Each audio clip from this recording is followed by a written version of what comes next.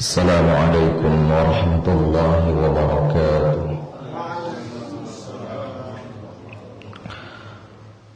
الحمد لله على إحسانه والشكر له على توفيقه وامتنانه، وأشهد أن لا إله إلا الله وحده لا شريك له تعظيما لشأنه، وأشهد أن محمدا عبده ورسوله الداعي إلى رضوانه. اللهم صل عليه وعلى آله وأصحابه وعلى إخوانه. اللهم إنا نسألك الهدى والتقى والعفاف والغنى. اللهم آت نفوسنا تقواها وزكها أنت خير من زكاها، أنت وليها ومولاها. اللهم إنا نسألك علما نافعا ورزقا طيبا وعملا متقبلا. أما بعد. Para hadirin, bapak-bapak dan ibu-ibu yang dimuliakan Allah, dan para ustaz di musalla atau Masjid Al-Mukhlasin ini, puji syukur kita kepada Allah. Alhamdulillah, pagi hari ini kita dimudahkan Allah untuk bertemu kembali setelah berapa lama kita tak bertemu di musalla ini. Alhamdulillah, kita masih diberikan kesehatan dan nikmat yang tak terhingga, yang itu wajib kita syukuri, termasuk nikmat bisa salat subuh berjamaah. Karena salat subuh berjamaah merupakan bukti salah satu sifat kemunafikan menjauh dari kita. Sebagaimana kata Nabi alaihi salatu wassalam, inna afqalas salati 'alal munafiqina salatul isya'i wal fajr. Sesungguhnya salat yang paling berat bagi orang munafik adalah salat isya dan salat subuh.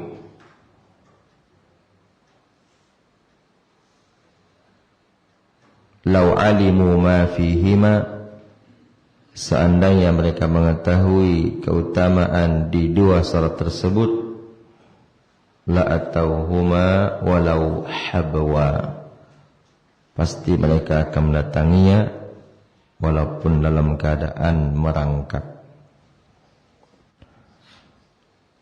Ditambah lagi hadis Nabi yang lain sallallahu alaihi wasallam, man shalla subha fi jama'atin fahuwa fi dhimmatillah. Barang siapa yang salat subuh secara berjamaah, maka ia berada di dalam lindungan Allah. Hadis ini yang saya baca ini riwayat Muslim, itu dipampang besar-besar di salah satu jalan di kota Madinah. Jadi di kota Madinah itu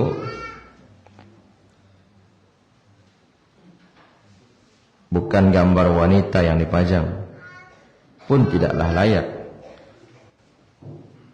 Di kota Madinah yang dipajang di TV besar itu apa namanya? Videotron ya. Itu adalah hadis-hadis Rasulullah sallallahu alaihi wasallam. Kalau di negara kita, kalau enggak wanita rokok, ya kan?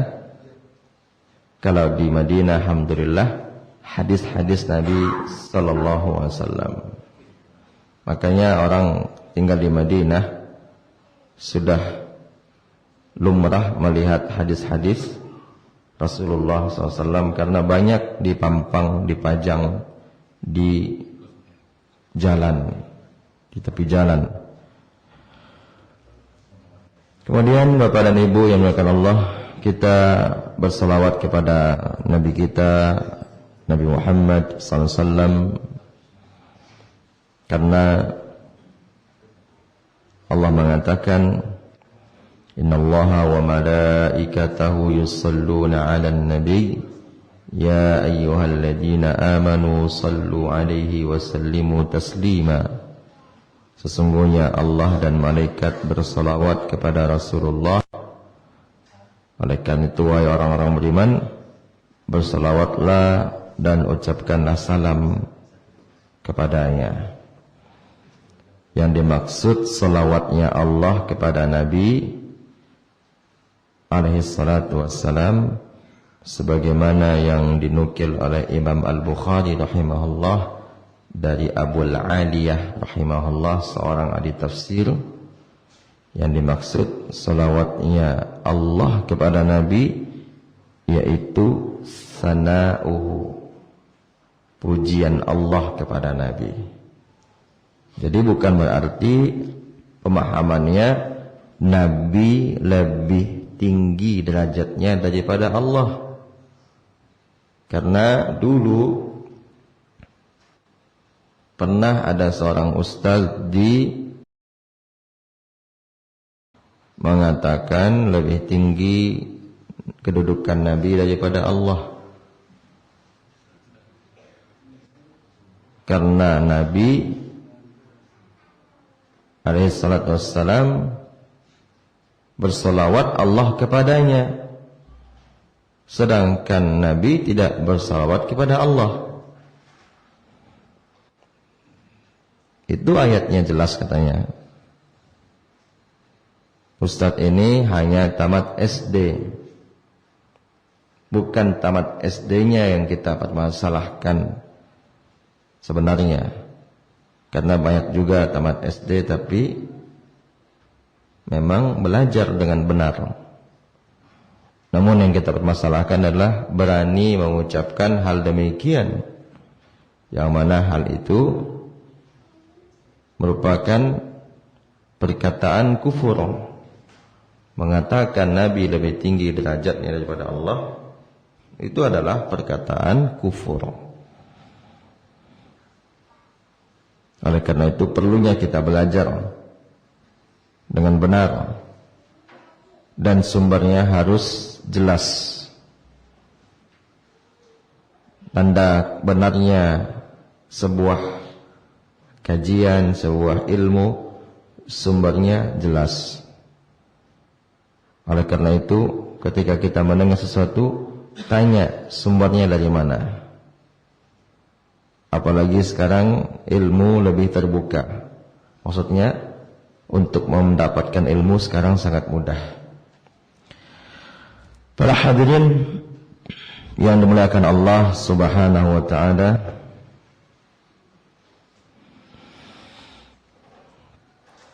pada pagi hari ini, selama beberapa puluh menit ke depan, setidaknya sampai waktu syuruk, kita akan belajar salah satu hadis Rasulullah sallallahu alaihi wasallam yang di dalamnya Nabi alaihi salatu wassalam menyebutkan kiat agar kita dicintai Allah dan manusia.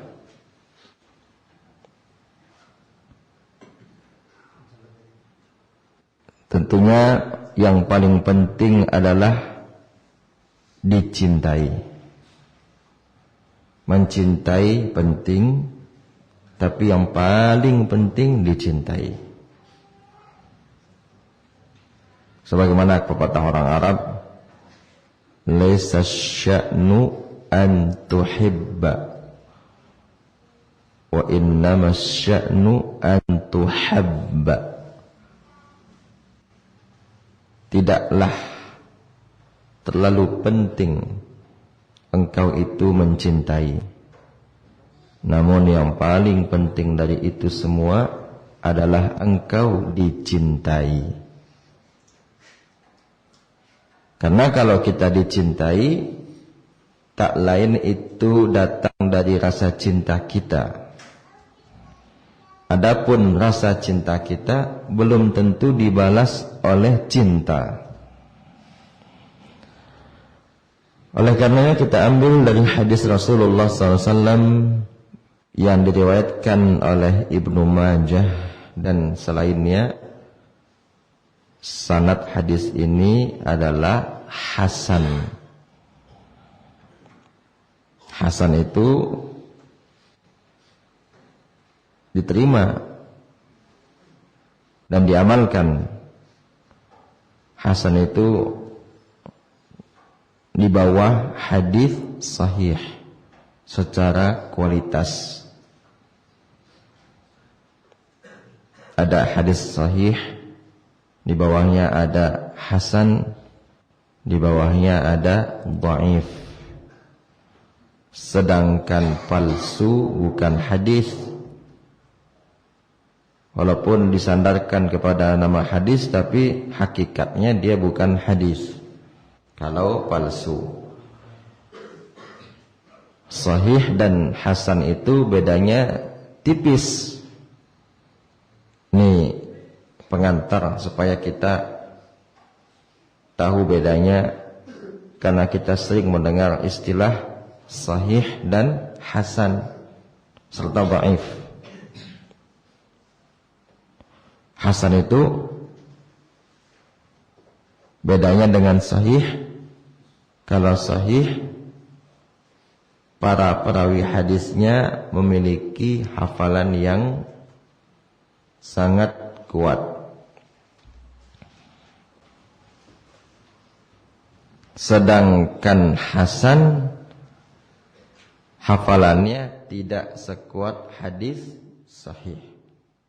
Itu saja bedanya. Agak kurang kuat, bukan tidak kuat, agak kurang kuat. Dan syarat hadis sahih itu ada 5. Tidaklah dinamakan hadis itu sahih melainkan kalau terkumpul 5 syarat. Yang pertama, sanadnya bersambung, enggak terputus. Yang kedua, semua perawinya adil. Adil di situ artinya bertakwa kepada Allah, tidak berdusta walaupun kepada hewan. Jadi ahli hadis itu kepada hewan saja enggak boleh dia dusta. Aba acara yuduto nyoimbo wayam seakan-akan di tangannya ada makanan, akan duto tuh.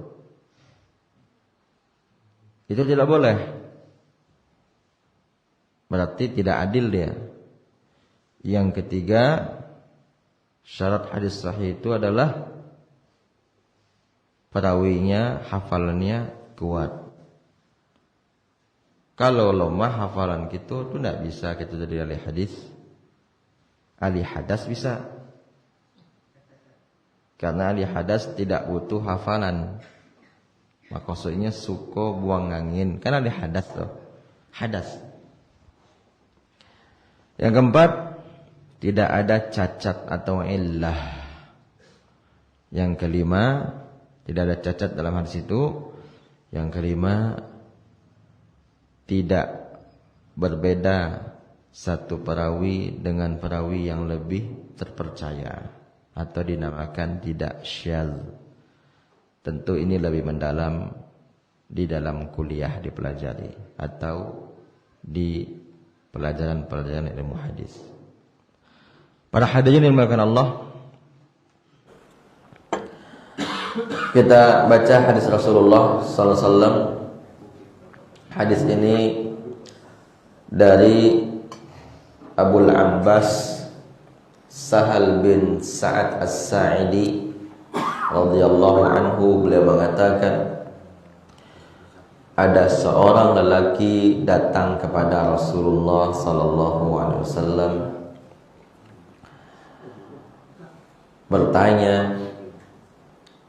Tidak disebut siapa lelaki itu, tapi seseorang bertanya atau meminta kepada Rasulullah SAW nasihat. Kata lelaki tersebut, ya Rasulullah, dullani ala amalin idza amiltuhu ahabbani Allahu wa ahabbani an-nas. Wahai Rasulullah SAW, tunjukkan kepadaku satu amalan. Ini tidak banyak, satu amalan. Kalau aku kerjakan amalan itu, Allah pasti mencintaiku, dan manusia pun demikian. Jadi kalau kita kerjakan amalan itu satu saja, tak banyak-banyak, Allah cinta, manusia pun cinta sama kita. Bayangkan ini, para hadirin melihat Allah, semangat sahabat bertanya dan semangat mereka ingin dicintai Allah dan juga manusia. Berarti boleh kita mengharapkan cinta manusia, boleh, tidak tercela. Kita ingin orang suka sama kita, boleh, tapi tentu dengan cara yang baik, dan caranya diajari oleh Rasulullah SAW.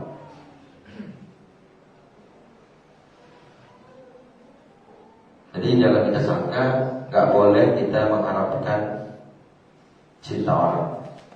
Boleh-boleh saja, tidak ada salahnya, sebagaimana pertanyaan sahabat ini, dan Nabi tidak mengingkarinya. Apa kata Nabi SAW? Izhad fid dunya yuhibbakallah.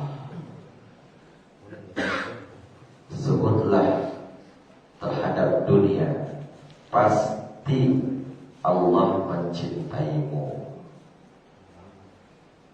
Wazhad fima indan nas yuhibbakan nas. Dan zuhudlah terhadap apa yang ada di tangan manusia, maka pasti mereka pun mencintaimu. Berarti kalau kita ingin dicintai Allah dan dicintai manusia, zuhudlah kita. Berarti kan cuma satu, apa ya? Zuhud. Zuhud itu, saya ingin tanya sama Bapak Ibu, Bapak, apa yang zuhud itu, Pak? Zuhud, apa itu zuhud? Ada Bapak yang bisa jawab? Apa kabar? Alhamdulillah, silakan. Apa itu zuhud? Cuma hadiah nggak ada. Hadiahnya jazakumullahu khairan. Itu lebih dari segala-galanya pada saat Allah.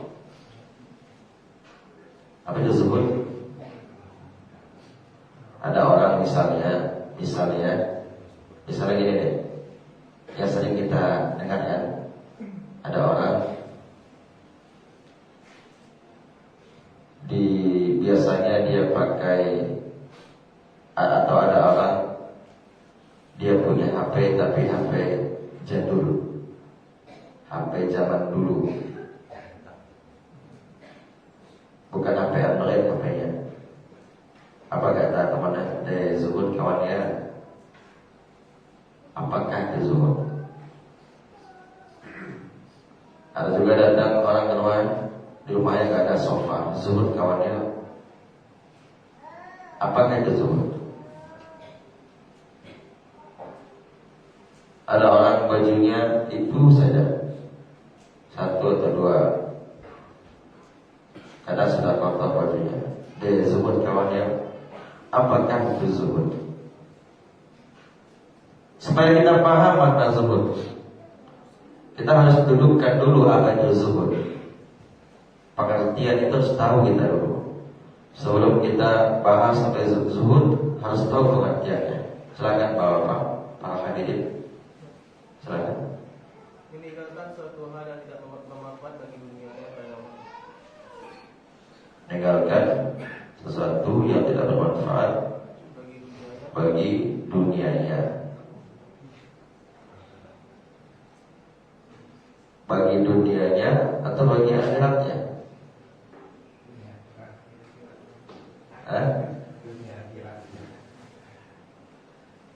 Ya, itu sudah benar ya? Masya Allah. Zuhud. Khususnya akhiratnya. Khususnya akhirat. Lebih tepat sebenarnya meninggalkan sesuatu yang tidak mendatangkan manfaat terhadap akhiratnya. Itu lebih tepat. Bukan dunia. Kalau dunia tidak punya rumah kita biko, tidak punya motor kita biko. Kalau dunia, tapi akhirat maksudnya yang lebih tepat akhirat. Zuhud ini lebih tinggi kedudukannya daripada wara'. Kita sering dengar itu kata wara'. Wara' itu meninggalkan segala hal yang membahayakan. Itu wara' namanya. Sedangkan zuhud meninggalkan yang tidak bermanfaat bagi akhiratnya. Berarti Bapak Ibu yang dimuliakan Allah, boleh kita punya dunia, boleh kita menjadi orang kaya. Jangan sangka zuhud itu tidak menjadi orang kaya. Rasulullah SAW bersabda, la ba'sa bil ghina, tidak apa-apa kalian kaya,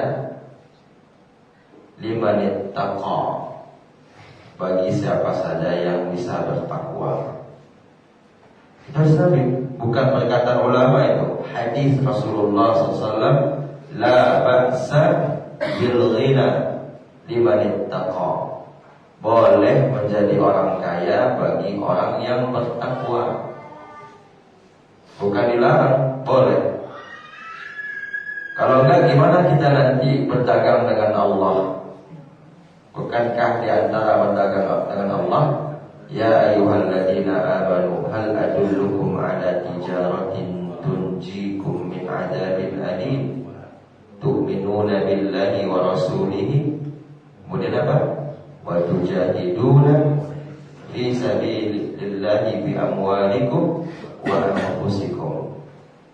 Didahulukan harta daripada jiwa, karena berjihad dengan harta itu lebih mudah daripada dengan jiwa. Jadi kalau ada orang ingin jihad dengan jiwanya, jorotonya saja pilih, mengeluarkan uang saja pelit. Gimana dia mau berjihad dengan jiwa? Yang lebih mudah saja sulit. Lebih gampang kita ngasih harta daripada ngasihnya nyawa. Jadi zuhud itu meninggalkan apa saja yang tidak bermanfaat bagi akhirat kita. Itu secara ringkas pengertian zuhud. Adapun hakikat zuhud itu, sebagaimana kata para ulama, itu terkumpul pada 3 hal. Yang pertama, orang itu dikatakan zuhud jika terkumpul padanya 3 hal berikut ini. Kalau ada 3-tiganya, maka sempurnalah dia disebut dengan zahid. orangnya zahid, orangnya. Dan ulama kita dahulu banyak yang zuhud, termasuk Ibnu Taimiyah rahimahullah. Yang pertama, dia dikatakan zuhud apabila ia meyakini apa yang ada di tangan Allah lebih ia yakini dari apa yang ada di tangannya.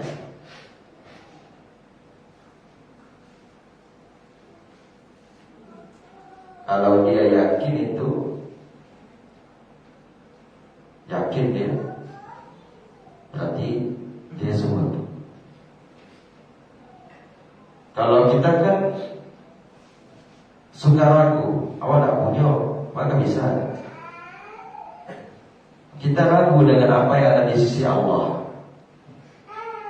Harusnya kita lebih yakin apa yang ada di tangan Allah dari yang di tangan kita. Yang di tangan kita itu bisa jadi hilang ya. Tapi di sisi Allah tidak akan hilang. Oleh karenanya para ulama mengatakan, fa inna min dha'fil yaqin min dha'fi yaqinil 'abdi, sesungguhnya di antara tanda lemahnya iman seorang hamba, an yakuna awsaqa mimma fi yadihi mimma fi yadillahi azza wa jalla. Dia lebih yakin apa yang ada di tangan dirinya atau tangan manusia daripada apa yang ada di tangan Allah. Oleh karena itu banyak manusia zaman sekarang dia lebih berharap dengan bantuan orang daripada pertolongan Allah. Apakah itu, mohon maaf, buka donasi misalnya? Nanti akan kita bahas nanti di sana insyaallah. Dia nggak yakin dengan pertolongan Allah. Harusnya yakin kita dengan pertolongan Allah. Jangan kita dengan yang di tangan manusia itu kita beriman, enggak. Dengan apa di sisi Allah itu kita imani. Walaupun kita nggak lihat sekarang bentuknya. Itu hakikat zuhud yang pertama. Yang kedua, hakikat zuhud yang kedua, apabila ia lebih bahagia dengan pahala atas musibah dunia yang menimpanya daripada dunia yang ada padanya.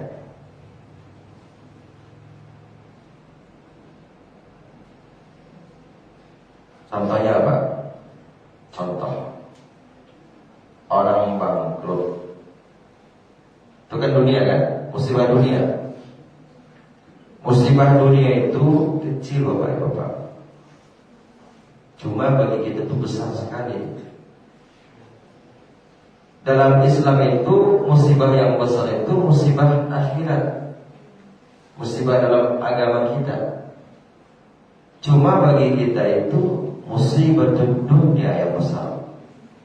Contohnya bangkrut miliaran rupiah, sebenarnya itu ringan sekali. Kau teori kok, praktek kalau diuji boleh. Teorinya seperti itu.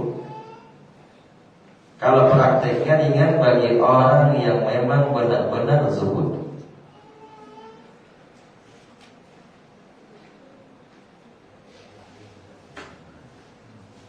Justru lebih berat itu musibah akhirat. Apa musibah akhirat? Lah terlambat puluh sholat. Nah, itu musibah akhirat. Nggak bisa datang kajian, ada saja halangannya. Itu musibah akhirat tuh. Musibah akhirat. lah 50 tahun tak jauh pandai mengaji, itu musibah akhirat. Musibah akhirat. Titelnya panjang titelnya, sampai-sampai tak hafal orang titelnya, panjang pula. Tapi mengaji tak pandai, itu musibah akhirat, musibah agama. Dan doa Nabi, wala taj'al musibatana fi dinina. Ya Allah, jangan kau jadikan musibah kami ini menimpa agama kami. Enggak baca Quran, dalam satu hari enggak ada baca Quran, itu musibah akhirat. Kok enggak kita tangisi itu? Banyak menangis nyawa, tapi hilang 2M nangis. Kenapa? Karena bentuknya ada 2M itu. Sedangkan pahala baca Quran bentuknya nggak kelihatan sama kita.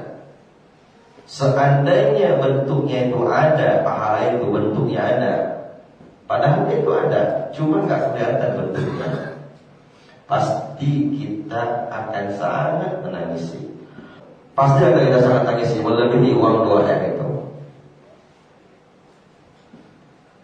Nah, ini yang harus kita ingat supaya kita jadi orang zuhud, adalah ketika kita lebih berharap pahala atas musibah dunia daripada berharap atas kenikmatan dunia itu sendiri.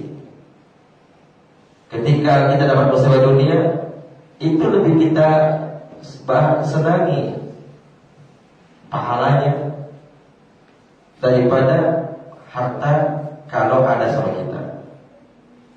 Kalau ada sama kita. Maka Imam Ahmad rahimahullah pernah ditanya, bisakah wahai imam, orang yang punya uang ribuan dinar dikatakan zuhud? Ribuan dinar, 1 dinar itu berapa? 1 dinar 1 emas ya, 2,5 juta ya, atau 3 juta? Anggap 2,5. Anggap 1.000 dinar, berarti berapa? 2,M kan? Orang yang punya uang 2,M bisa nggak dikatakan zuhud? Kata Imam Ahmad rahimahullah, bisa, jika uang itu tidak membuat dia bahagia adanya dan hilangnya tidak membuat dia sedih. Bisa kita dikatakan zuhud. Banyak pitiawa ndak sonang kita dek banyaknya. Sakete pitiawa ndak ibo dek sakete.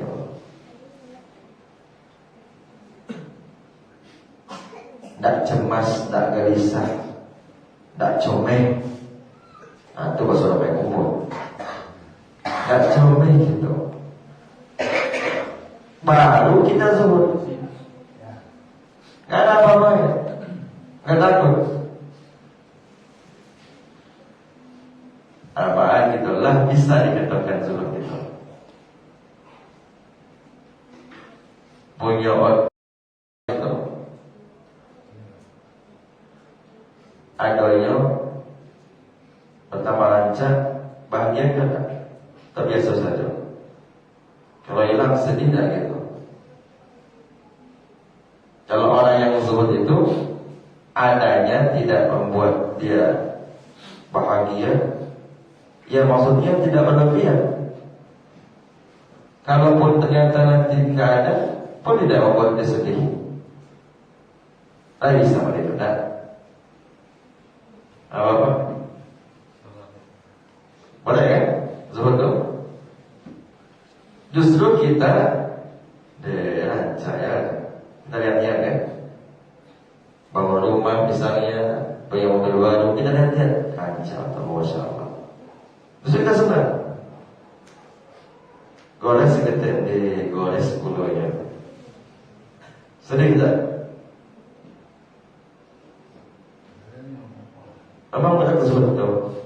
Jadi zuhud itu bukan pada harta sendiri, bukan.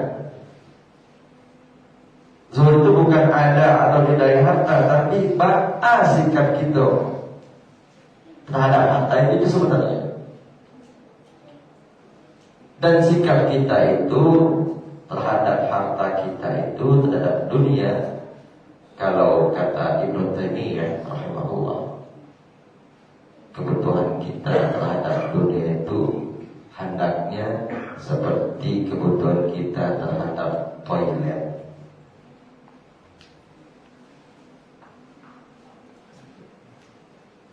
Lama ada itu perkataan Ibnu Taimiyah rahimahullah.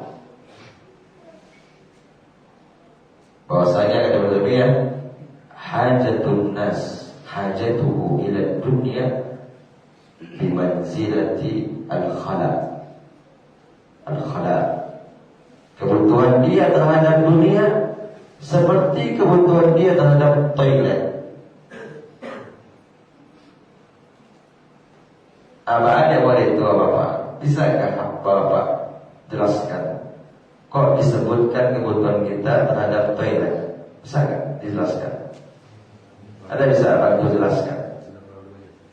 Hah? Kita di toilet sebentar atau lama? Maksudnya kalau lama kan kita sakit. Apakah rasa sakit itu harus kita dulu aja? Nah, kan? Sesuai kebutuhan aja kan? Kebutuhan kita terhadap toilet itu kan ala kadarnya. Kita memang butuh, tapi bukan berarti selamanya kita di toilet, kan enggak? Sudah selesai buang hajat ya kita keluar. Entah kalau ada orang meluk di toilet. Kita yakin walaupun di toiletnya ada AC, nggak akan dia tidur di toilet. Dalam makan gosel lah kita tinggal. Kan nggak mungkin. Seperti itulah kita harus terhadap pada dunia. Selesai hajat kita udah, bukan selamanya, bukan selamanya.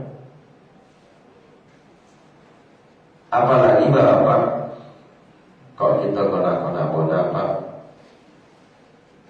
dunia dan kita punya kini kok rumah dan banyak, rokokan banyak, mobil yang banyak. Kalau kita meninggal nanti, itu dibagi-bagi ke anak kita. Tidak bisa kita mau. Sebagaimana ketika Ali bin Abi Thalib radhiyallahu anhu, beliau datang ke kuburan. Ali mengatakan kepada ahli kubur, wahai ahli kubur,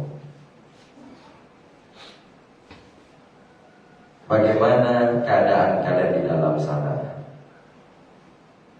Adapun amwalukum qad ussibat, harta kalian sudah dibagi-bagi.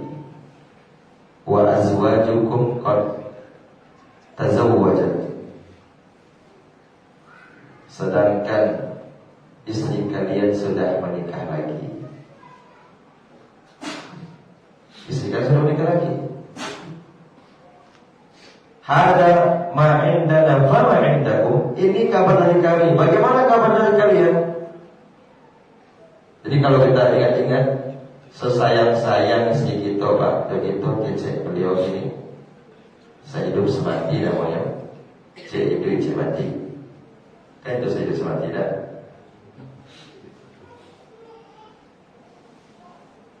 Sehidup, satu hidup, semati, satu mati, kan gitu. Jadi yang benar gimana cara pengucapannya? Sehidup atau semati-semati? Nanti dia akan nikah lagi, istri kita akan nikah lagi. Nikah boleh. Jadi ngecek, tidak ada ganti apa. 11 tahun, 2 tahun, 3 tahun, 5 tahun. Coba lihat teman-teman kita. Lihat teman-teman kita yang meninggal, istrinya menikah lagi kan. Walaupun gak semua memang, ada yang ingin seperti Ummu Darda. Ada wanita Masya Allah ingin seperti Ummu Darda As-Sughra. Ummu Darda itu ada dua, ada Al-Kubra, ada As-Sughra. Ini seperti Ummu Darda. Ummu Darda mengatakan kepada Ummu Darda, kupinang engkau di surga. Itu ibu-ibu. Lagi saya ibu boleh itu kau tahu. Kupinang kau di surga bang. Maksudnya saya gak akan menikah lagi. Muawiyah datang kepada Ummu Darda radhiyallahu anhu. Muawiyah bin Abi Sufyan radhiyallahu anhu datang kepada Ummu Darda radhiyallahu anha setelah meninggalnya Abu Darda radhiyallahu anhu. Ditolak sama Ummu Darda. Muawiyah, padahal ketika itu Muawiyah gubernur atau khalifah, tapi beliau gak mau. Beliau Ummu Darda lebih cinta dengan Abu Darda. Kalau istri memang Pak, jangan ditanya setianya. Kini apa-apa lah setiana. Apa-apa jangan ragukan kesetiaan ibu-ibu. Kalau ibu-ibu itu setianya Masya Allah. Sampai-sampai saya tahu ada seorang ibu-ibu 30 tahun ditinggal suaminya, tidak nikah-nikah. Walaupun sebenarnya nikah pun tidak salah. Ada bapak-bapak setahun ditinggal istrinya menikah, itu pun juga tidak salah. Kembali kita kepada yang tadi. Jadi yang kedua, hakikat zuhud adalah ketika dia ditimpa musibah dunia, lebih dia harapkan pahalanya daripada dunia itu tetap ada sama dia. Kemudian yang ketiga, hakikat zuhud. Dikatakan orang itu benar-benar zuhud apabila pujian tidak membuat dia bahagia dan celaan tidak membuat dia sedih. Sama, pujian dan celaan sama baginya, nggak ada bedanya. Dipuji orang seperti itu dia tetap, dicela orang juga tetap seperti itu. Tapi kalau kita dipuji orang naik, dicela orang turun, berarti kita bukan orang yang zuhud. Bukan orang yang zuhud. Bukan orang yang zuhud. Itu sifat anak-anak yang tidak boleh ada pada kita. Di antara sifat anak-anak, walaupun ada sifat anak-anak, 5 sifat anak-anak, kapan-kapan kita bahas ya. Kalau ada sama kita, kita jadi wali Allah. Berarti dari anak-anak bisa kita belajar. Tapi sifat yang ini gak boleh ada sama kita. Anak-anak kan begitu. Kalau dipuji sebagainya, kalau dicacek, dibuatnya, dibully misalnya, dibuatnya. Nah, sifat itu tidak boleh ada pada kita kalau kita ingin disebut orang zuhud. Tapi ada 5 sifat anak-anak, kata As-Suyuti rahimahullah. Ini kapan-kapan kita bahas. Dan disebut saudara. Kalau dibuka saudara nanti ketumpah nanti. Ada 5 sifat anak-anak. Saya sebutkan satu saudara dari 5 itu. Ada sama kita 5-5-nya. Kita jadi kekasih Allah. Di antara sifat anak-anak adalah cepat berdamai kalau berselisih. Benar? Coba itu ada semua orang. Anak-anak tengoklah, mencokak tadi pagi, Tuhan kan ada damai balik. Lama ini balik, ya kan? Jam 8 dan 7 pagi dia berantem berkelahi. Atau dia kakak lah, kakak dia anak-anak, tapi pesan anak kok. Tapi kalau lagodan kakak adik bisa 5 tahun tidak sama-sama. Kalau lagodan kok kakak yang lagodan, adik lagodan 5 tahun bisa dia nggak saling menyapa. Walaupun serumah bisa itu. Tapi kalau masih kecil belum balik berantem, ada gak anak-anak berhari-hari diam dia? Ada gak? Coba tunjukkan saya, ada gak anak-anak? Ini anak-anak ya, bukan balik di bawah balik. Anak-anak baru, apalagi di bawah mumayyiz, di bawah 7 tahun, bercongkak ya, diaman setahun ada gak? Nah, anak-anak. Itu sifat anak-anak yang seperti itu baru harus kita miliki. Kita ambil faedah dari anak-anak. Asal bercongkak, copek berdamai. Asal berselisih, copek kita berdamai. Kok model itulah kita dalam hidup. Asal kita berselisih, langsung kita berdamai cepat. Tentram hidup kita. Bukan kita udah orang Minang. Orang Minang itu pantang dipijak. Jangan kalah bodoh dan nombor. Sama saya dan nombor. Inyo jual kita beli.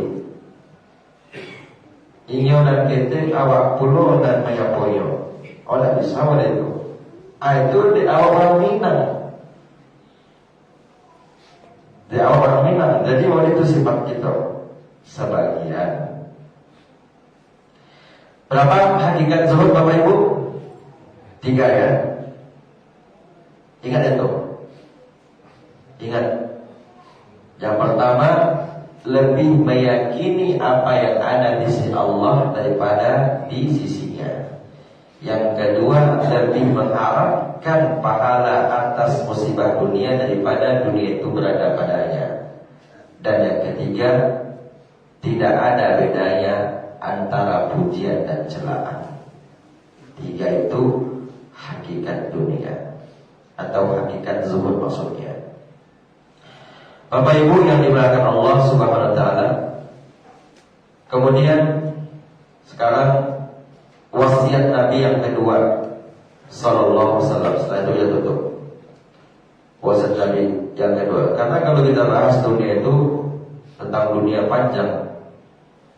Hadis Nabi tentang dunia yang juga perlu kita ingat. Dan saya yakin bisa kita hafal hari ini juga. Kata Nabi SAW, saya kasih oleh-oleh hadiah. Hadis Nabi. Cuma kan gitu, hadis oleh-olehnya. Pakai dulu. Sangko binti. Karena kita sudah sering oleh-oleh itu harus binti. Sama juga dengan kalau kita bawa kawan pergi ambil warisan kita dah. Bayangkan ambil warisan. Sedang dibagi-bagi warisan ini. Orang kalau tidak paham, binti saja. Padahal warisan yang maksud adalah ilmu, kajian. Jadi bapak-bapak sekarang lagi ngambil warisan ini. Kita sekarang semuanya sedang mengambil warisan. Cobalah bu sekali-kali tetangga dan paling mengaji itu kanti lena mau pergi bola, pergi jotombo, pulang dari situ kita makan lama nanti. Makan lama gitu. Mengadu deh.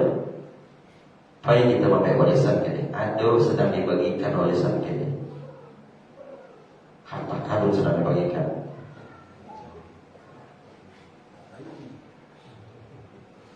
Payah tak? Payah. Apalagi sesuatu dibawakan apa? Kilo, dia datang ke musola mukhlis ini kan? Dibawa. Payah mengaji dari pada subuh sampai nanti. Kemudian lah pulang, lah makan, gua makan sarapan pagi. Lalu kau yang tanya, mana warisan tuh kawan? Kecil kawan ada orang bagi-bagi warisan. Dia sangka uang, padahal warisan itu adalah ilmu. Majelis ilmu sebagaimana hadis dari Abu Hurairah radhiyallahu anhu. Nah, sekarang saya kasih oleh hafal apa ya? Apa kata Nabi SAW? Ad-dunya sijnul mu'min. Sijnu itu artinya penjara. Al-mu'min lah tahu gitu, ad-dunya lah tahu gitu kan, gampang hafalnya. Ad-dunya sijnul mu'min. Dunia itu penjara bagi orang beriman. Wa jannatul kafir, dan surga bagi orang kafir. Ada bisa apa-apa? Saya hafal kan? Kan ada juga nanti mau pulang kok. Kalau dari tadi tidak ada dan mau pulang, minimal satu hadis ini dibawa pulang. Ad-dunya sijnul mu'min wa jannatul kafir. Dunia itu penjaranya orang-orang beriman dan surganya orang-orang kafir. Nah, sekarang bapak-bapak, ibu-ibu yang melakukan Allah, wasiat kedua ingin kita lihat. Latar tutup. Kita sudah tahu cara dicintai Allah adalah zuhud terhadap dunia. Tapi zuhud terhadap akhirat tahu dia. Jadi zuhud itu terhadap dunia, terhadap akhirat nggak boleh. Kalau kita kan sekarang kita balik. Jo akhirat itu zuhud, jo dunia itu nggak zuhud. Contoh zuhud akhir, merasa puas dengan hafalan Quran yang ada, itu contohnya. Contoh banyak orang. Kalau dia contoh juga banyak. Sampai jam 8 kita bisa mengaji nanti. Kalau contohnya banyak, kita suruh gitu. Kecil itu pada dah kita. Ambo masih jadi lah. Terus 30 hafal. Kawan Ambo tu tengoklah. Abdul Hasid hafal ya. Itu tanda orang zuhud terhadap akhirat. Dia ukur diri dia dengan orang di bawah dia dalam urusan akhirat. Harusnya dia ukur diri dia dengan orang yang di atas dia dalam urusan akhirat. Dalam urusan akhirat.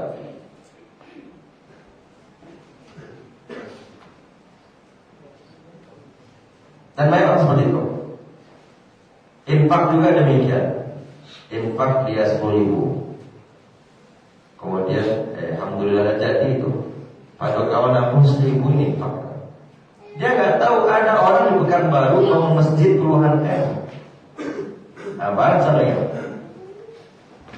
Maukah dia bandingkan orang ya masuk serugo puluhan M, bahkan mungkin sudah ratusan M sekarang. Dana masjid itu Masjid Abu Darda radhiyallahu anhu. Orang masuk surga bapak-bapak menghabiskan dana awal 40 M. Itu dana awalnya. Sekarang mungkin sudah ratusan M. Kita infak kita cuma 5.000. Dicari lebih tidak paling buruk. Maafin tidak laku kalau belanja, itu nanti masukan. Oleh karena itu, dunia itu sedikit, harta kita itu kalau kita buat dunia sedikit, menurut kita. Tapi buat akhirat banyak konang kok. Contohnya gampang aja.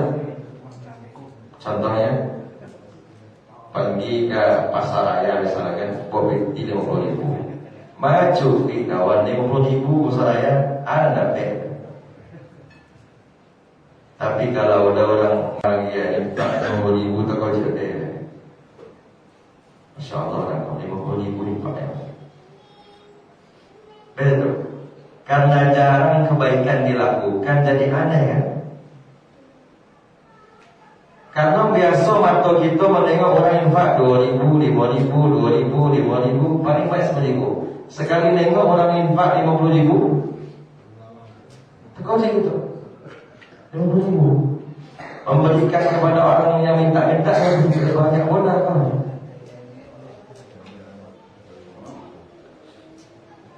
Sama jawab dulu. Jadi dosen saya dulu memberikan uang ke orang yang minta-minta 100.000. Ketika saya bawa dosen dari Madinah tahun 2012, pernah 2015 juga. Tapi yang 2012 yang saya maksud di awal-awal, dosen saya ngasih, ada minta orang dikasih 100.000, minta lagi 100.000. Saya bilang, Syekh, banyak sekali itu Syekh. 10.000 itu lah jadi. Karena mata kita jarang melihat orang ngasih 100.000. Dan itu kan bagi orang pimpinan tak terpakai ya istilahnya. Dan 2.000, bahkan 2.000 kita kasih. Nah seperti itu kita. Ini harus kita bangunkan jiwa kita. Harus kita bangunkan jiwa kita. Oleh karenanya kita harus ingat hakikat tadi. Yang terakhir, 5 menit lagi nggak salah lama. Atau makanan lagi dihidangkan kan. Yang terakhir, 5 menit menurut pikiran awak ya, belum tentu nanti 5 menit. Yang terakhir, wasiat kedua, agar dicintai manusia, zuhud terhadap apa yang ada di tangan mereka. Yaitu tidak berharap dengan apa yang ada sama mereka, enggak berharap. Makanya para hadirin dimuliakan Allah SWT,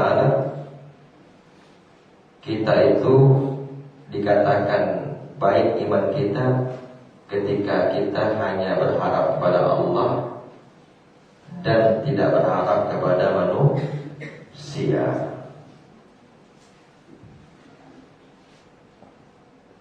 Termasuk kita nggak boleh mengeluh sama orang. Jadi ada metode baru, modus baru, orang-orang itu minta dengan gaya mengeluh. Itu nggak boleh.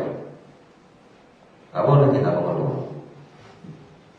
Jangan kita kasih tahu sama orang kondisi ekonomi kita. Dalam rangka kita dikasihani. Nah ini dia. Ada orang mengeluh ingin dikasihani. Sama yang minta kita nggak boleh. Berharaplah hanya kepada Allah. Berharaplah hanya kepada Allah. Ditanya kepada penduduk Basrah. Basrah di mana? Irak ya. Siapa yang terkenal itu? Imam Al-Hasan Al-Basri. Makanya namanya Al-Basri. Al-Hasan orang Basrah itu maksudnya. Dan itu kan jadi nama orang. Ya orang Padang tapi Hasan Basri juga namanya. Bukan Hasan Padang namanya, atau Hasan Padani, tapi Hasan Basri ini orang Padang. Padahal Basri itu artinya orang Basrah, orang Basrah. Ya. Ditanya kepada penduduk Basrah, siapakah pemimpin di negeri ini? Man sayyidu hadhil qaryah. Al-qaryah disebut negeri.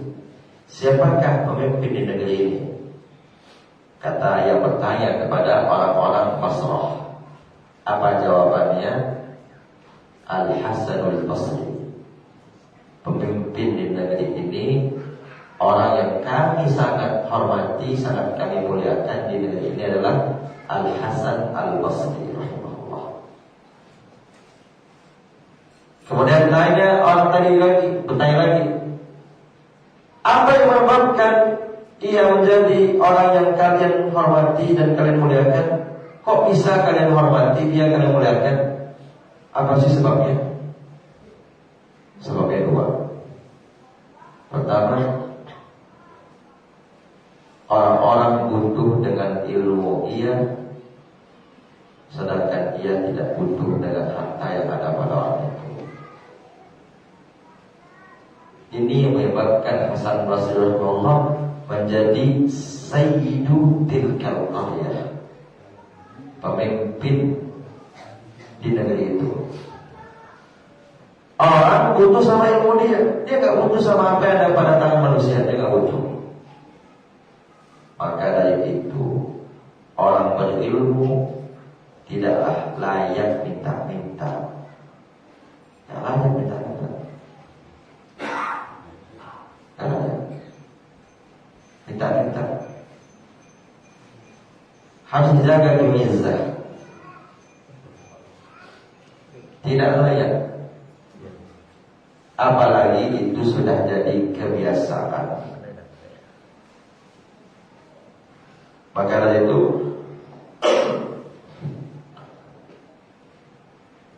kita mengajak orang misalnya, jangan kita juga pasang tarif. Kok kabar aja jawabku sekian bayarnya.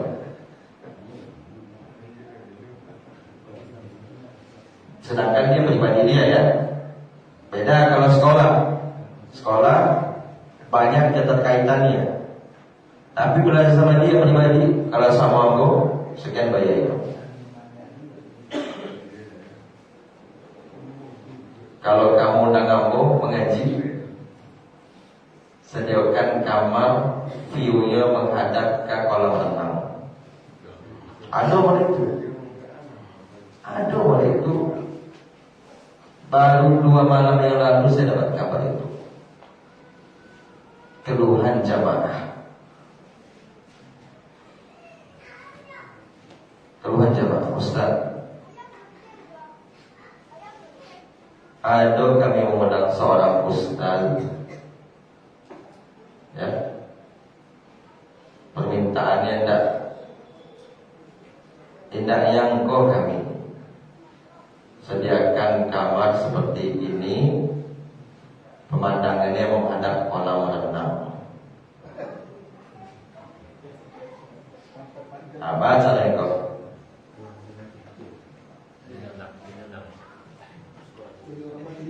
Kalau menghadap pemandangan saja itu sudah kurang baik, karena meminta itu bukan urusan akhirat dia soalnya.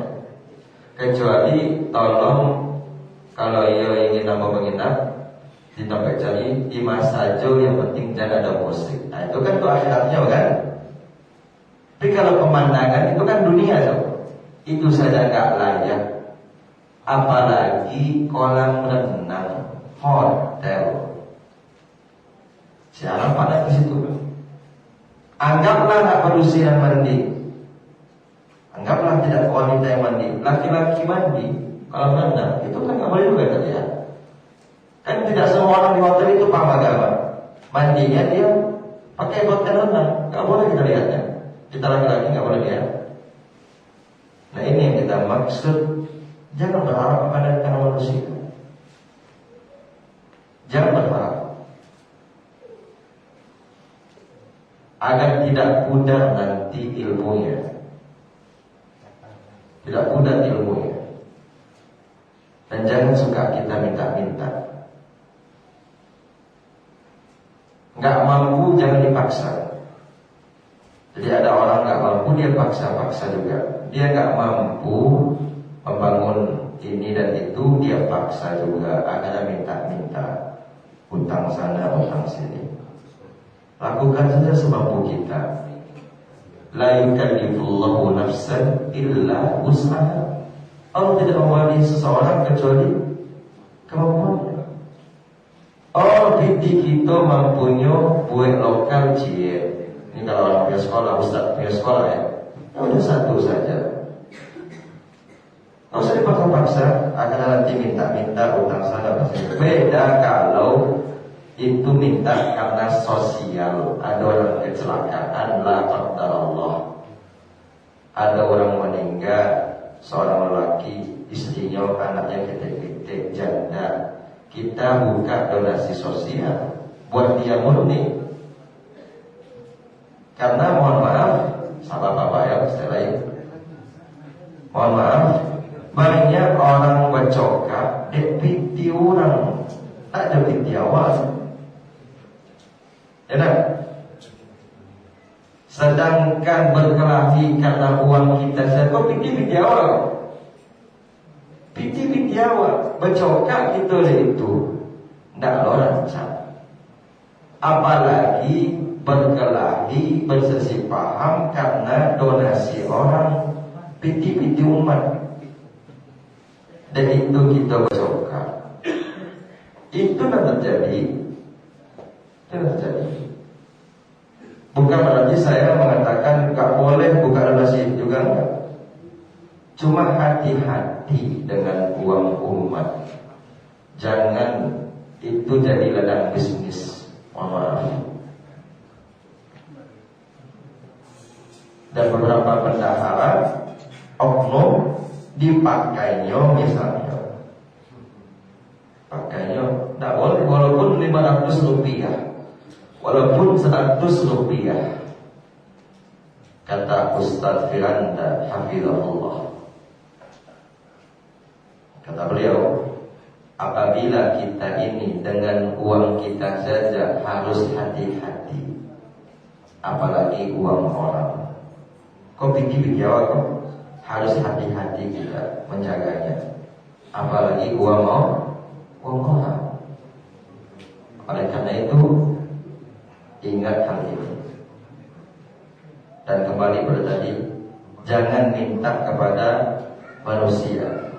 Dan Al-Hasan Al-Basri, saya tutup dengan ini, beliau mengatakan, la tazalu kariman 'alan nas aw la yazalun nasu yuqimunaka ma lam ta'ata ma fi aydihim fa idza fa'alta dhalik istakhfu bika wa karihu hadithak wa abghaduk.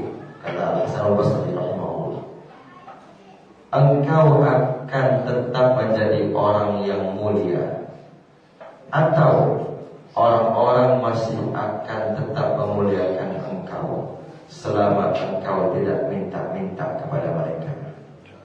Apabila engkau sudah mulai minta-minta kepada mereka, maka mereka akan meremehkanmu, membenci mendengar perkataanmu, dan murka kepadamu. Tengoklah, kan itu nak. Cobalah, nak minta yo, senang deh, tak ada minta. Tapi kalau minta, mana awak? Bagai cara orang ini, ilfil namanya. Lah minta-minta, baru kenal lah minta-minta.